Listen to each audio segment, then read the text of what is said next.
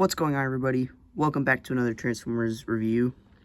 Today we're going to be taking a look at Transformers Legacy Voyager class Bludgeon. He is from the actually I don't know what universe it says on this box. I don't have his box with me, but he's from the G1 universe. He's in IDW. He's in Cyberverse as well. He's made some appearances in quite a few things, so pretty cool. It's a cool character, so I hope he gets some more love at some point. But I think this is a a take on the IDW version. So, yeah, do with that what you will. But here he is in his tank mode. It looks pretty cool, actually. I actually like it a lot.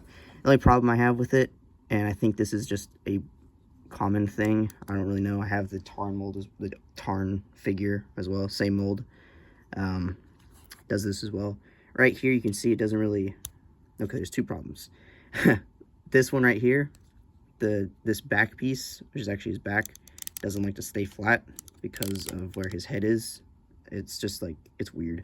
It's in a weird position. And then this chest piece just likes to pop off because it's like friction in there, and the way it transforms and the way it's just there, it's just kind of eh. But some cool things for the tank mode. The turrets can move a little bit, not like that. They can go up just a little bit, go down that far, and they can swivel around. So that's pretty nice. Doesn't roll, but you can slide it across the table. There are actually molded wheels on the bottom, but they're molded, so they don't really move at all. But they're there. Kind of nice, I guess, but they could have just done regular treads. And then you can see his sword right here. I have it just set back here because I think it looks best over here. But there are peg holes all around, 5mm ports. So there's one right there, two right here, one on the roof, one right there, one back here, two on this side. So you can put this sword anywhere, really. There's a lot of places where actually you can't put it right there in vehicle mode. But yeah, you can put it almost anywhere. So that's pretty cool. For robot mode, because there's not much else to say about the tank mode other than it looks nice, honestly. There's a lot of cannons. All four cannons are compatible with blast effects. I should start keeping those on hand because I don't have any right now, but it's the little pegs and then 5mm ports, so they work. Now for transformation, first thing you're going to want to do, take off the turret, which becomes the cannon and backpack, of course. There's multiple ways you can mess with this, so I'll show that later. Then what you're going to want to do, take the legs and then flip them all the way back. And then the arms will become untabbed. And then you're just going to want to untab the black parts and then fold up the shoulder pad assembly like that. And then you're going to want to fold around the green part on the arm, and then that arm is done for now. And then same on the other side, like that, like this, and there you have another arm. So you flip those up out of the way, and on the back you get this rotated or shifted up like that, bring around the little cannons like so, and then basically just bring everything around, down and around, and flip everything and make sure nothing pops off. So you flip around the shoulders, bring down the chest piece. While doing that, you're going to want to be pushing up the head as well, if you can. And then that's going to pop out. Then you want to push the shoulders in, because for transformation, they split out like that. Then you push them in, like so. And then the orange chest piece tabs into the treads. The head shifts up like that. And then the backpack collapses onto the back. And then flip up the feet. Make sure that's all tabbed together like that. You can hear a click. And then finally,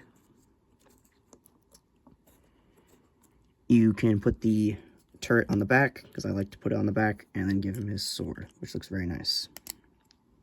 And then, of course, as always, there we go. And here we have Bludgeon in his robot mode, which looks very nice. I feel like they could have done a little bit more tooling and retooling or paint around, so it's not just You can tell it's kind of tarn, but I think it looks great. I think it works. It's my first Bludgeon figure. If you have the Revenge of the Fallen Bludgeon, maybe get this one, but I don't think you really have to, because that one looks pretty good. But let's take a closer look here. You can see he has the skull-looking face, and there's some like detailing in his mouth. Kind of looks like wires or something, or maybe like a little cannon. But the head looks really nice. It's a very samurai helmet, obviously. Then the sword also has some detailing, some lines throughout, and some poop on his sword. I don't know what is that. What is that? I don't know. But there's some nice coloring throughout. Very bright green and red or orange. So yeah, it looks great. And then there's some clear orange throughout. I do wish he had some light piping, which is just clear eyes and a clear piece on the back, so you can have some glowing eyes or even a glowing mouth. That would be pretty cool. But for his cannon accessory, it can go on the back. I like to store it there. I think it looks best on his back, and then Tarn can have it as a cannon, which I'll show you in a second. But you can also, of course, have it on his arm. You can have it up like that. You can flip it around, and then flip the gray piece around, like that.